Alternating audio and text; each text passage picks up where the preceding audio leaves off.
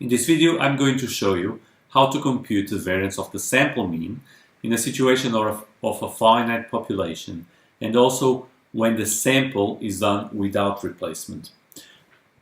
You know that the estimator for the sample mean is given by 1 over the size of the sample and then summing over all the elements in the sample. I'm going to introduce a new random variable called zy, and z is going to be defined as 1 if a certain element of the population, and I'm going to call it xy star, just to remind us that this is an element of the population and not exactly the sample. So if an element of population is in the sample and is going to be 0 otherwise. So if this element, this individual, is not in the sample. Okay? It's going to help us to do the calculation. So we want to compute the variance of this quantity here. Now, notice that we can write x bar as 1 over small n, and now instead of summing over all elements in the sample, I'm going to sum over all elements of the population, so xy star, but multiplied by zy, okay? And this is exactly as this expression above, because when zy is 0, so when the element xy star is not in the sample, this term is going to be 0, so I'm summing zeros. And the only terms that I'll be summing are the individuals that are actually in the sample, right? When z is going to be 1. So this formula is identical to the one above, and the difference here is that the random variable in this formula now is zy. Okay, these are the population individuals. This is not really a random variable. Zy is a random variable. So we can write then the variance of x bar as the variance of this expression here. So 1 over n and the sum xy star zy, where y is from 1 to capital N. Okay? So because 1 over n is a constant, I can pull it out of the variance expression. So it's going to be 1 over n squared times the variance now of this summation. And in most situations, or in many situations, you'd assume that these elements here are independent, and so the variance of the sum would be the sum of the variances. But in our setting, this is not the case, given that we're doing sampling without replacement. So the chances of individual being sampled depends on other individuals being sampled as well. So we cannot just write that the variance of the sum is going to be the sum of the variance, because the z's are not going to be independent. So this is a little bit more complicated, because I'll have to have all the covariances between pairs of individuals individuals of the population. So this is going to be again sum 1 up to n of, let's correct this, of the variances of this product plus the sums of the covariates between all pairs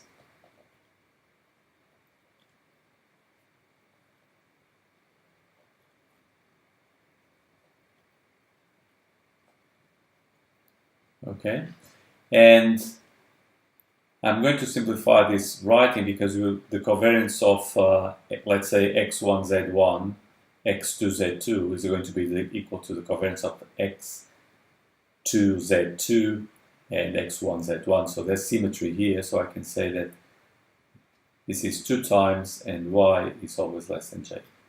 Okay? This multiplication is over all these things. Very well. Now let's simplify this a bit further. So we have 1 over n squared times. Now recall that xy star is a value, is a constant, so I can pull it out again from the expression of the variance. So this becomes xy squared star, or even better, xy star squared times the variance of zy, and the same reasoning for this sum here. I can pull out this xy star and xj star, given that they are constants, and this becomes only covariance of zy, zj. Okay, great. So now let's say something about this random variable zy. Well, zy is a binary, a dichotomous variable. It assumes 1 and 0, so it has a Bernoulli distribution. So it follows a Bernoulli distribution, and the probability of this Bernoulli distribution is probability of an individual being sampled from a population of size n. And we have seen before in another video that probability, the probability of zy being 1, the probability of an individual being sampled, is given by small n, so sample size divided by population size. Okay, so the expectation, if you want, the expectation of zy is small n over big N. We also know the variance of the Bernoulli distribution, which is given by small n divided by capital N times 1 minus n over capital N. Okay, and furthermore, this might not be common knowledge, but you can try to derive this by yourself. It's not very complicated. The covariance of zy and zj is given by minus n times 1 minus n over capital N divided by capital N times capital N minus 1. Okay? So this is, let's say, knowledge that you had before doing this calculation. So we can use now this to continue our derivation. So this is going to be coming from this expression 1 over n squared times sum from 1 to capital N of xy star squared times the variance of zy, which is given by n capital N times 1 minus n divided by capital N plus 2 times summation, and now we'll use the expression here. So minus, I'm just pulling out the minus already in front, xy star xj star times n 1 minus n capital N times n minus 1. Okay,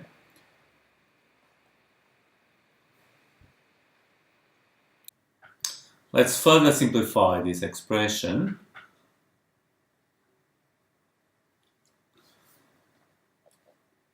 by pulling out some of these terms. So notice that n, small n over n times 1 minus small n over capital N, this is the same as this bit here.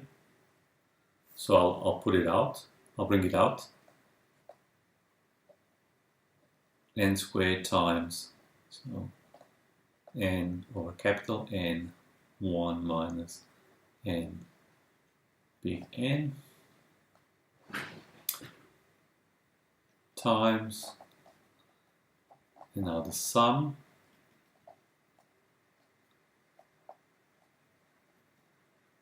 of xi squared, elements of the population, plus 2 times, and there is this 1 over n minus 1 that is left over here. So 2 times 1 over n minus 1, summation y less than j minus xy star xj star. And if you prefer, you can actually bring this thing out, this minus to here. Okay? So further simplification, this goes away with this. 1 minus n over n becomes capital N minus small n divided by n. So I have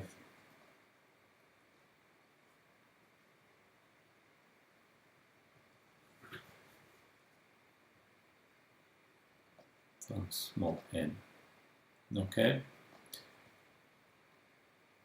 And again, the same thing that I had here before. Summation xy star square minus 2 times 1 over n minus 1 summation of xy star xj star.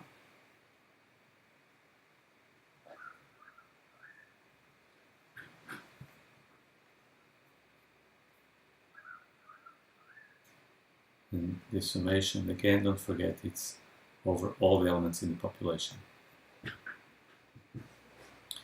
Let's do just a short break here to try to tell you where we're going from here. So we know, and I'm going to use a different letter, just different notation because there's nothing to do with this, but we know that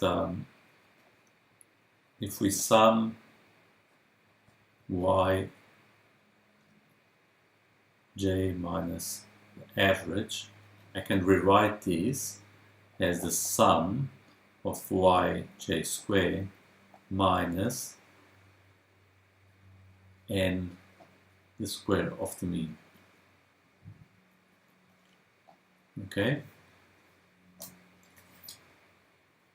And you can just do the algebra. It's quite simple. It's just to take to expand this square here. You also can write the square of the mean as 1 over n summation of yj, everything squared, and this is going to be equal to 1 over n squared times summation of the y squares, sorry, the yj squares plus 2 times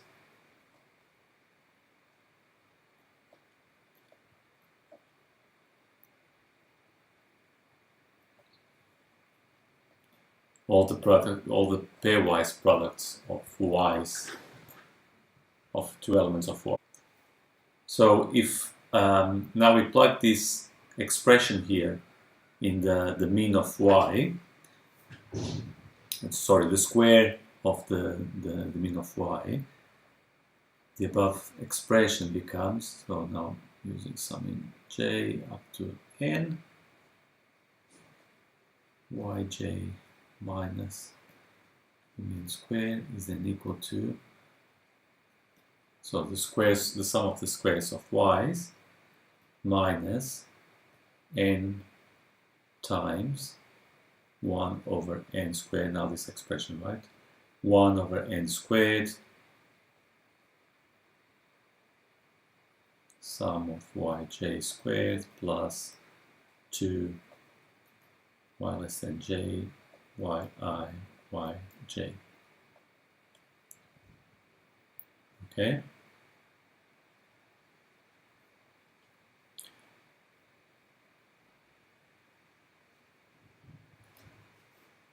And if I do this calculation, this becomes simply n minus 1 divided by capital N times yj squared minus 2 over n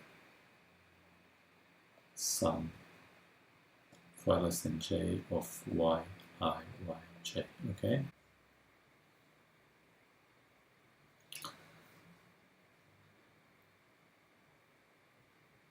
And this can be rewritten as n minus 1 over n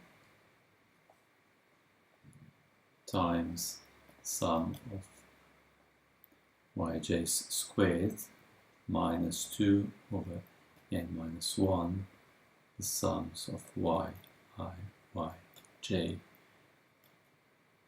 with y less than j. Okay? And again, this is not our main calculations, but hopefully you can see where we are heading, because this bit that I was calculating here is part of the calculation of the variance of yj, right? And so basically I showed that I can write this sum of squares in this form, which is very similar to the form that I have here. Okay, so I'm going to use now this result. I'm going to try to decrease a bit the screen so we can fit everything.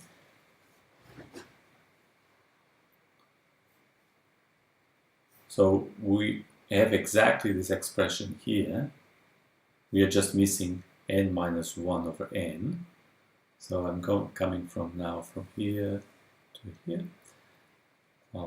Rewriting n minus n over n squared n times. Now I'm going to add, multiply and divide by this quantity. So n over n minus 1 times n minus 1 divided by n, and exactly the same thing that I had here, times xy star squared minus 2 1 over n minus 1 xyi times xj star. Okay?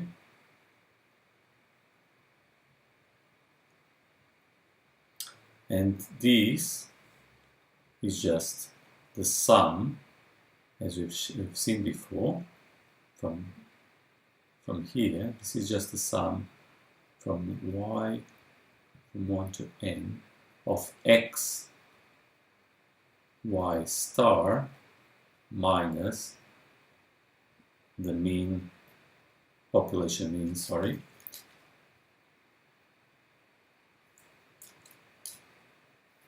let's call it capital X. Could have the star if you want it, just to maintain the notation similar squared, right? So this quantity here, by the calculation that we've done above, is given by this. So once again, this expression can be simplified to n minus n squared n times, I'm not going to simplify anything here, it's going to maintain.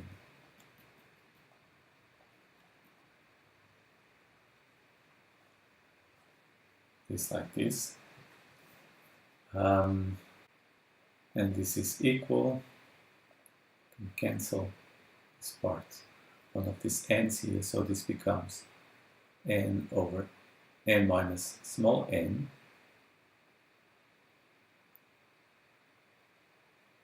divided by n times n minus 1 times 1 over n, left over here, of the sum of y star minus x star bar squared, and the sum is from 1 to, so all over all population. And now you can recognize that this is a population variance. Let's call it sigma squared x. And if I again rewrite the above expression n minus 1, so the variance of the sample mean is given by the variance of the population divided by the sample size, and then multiplied by this factor, which we're going to call it finite population correction. Okay, and you can find this in the book referred as FPC. So if we want now the standard error of the mean, standard error of the mean is going to be just the square root of the variance of the mean, and this is square root of the finite population correction times standard deviation of the population divided by the square root of n. Okay.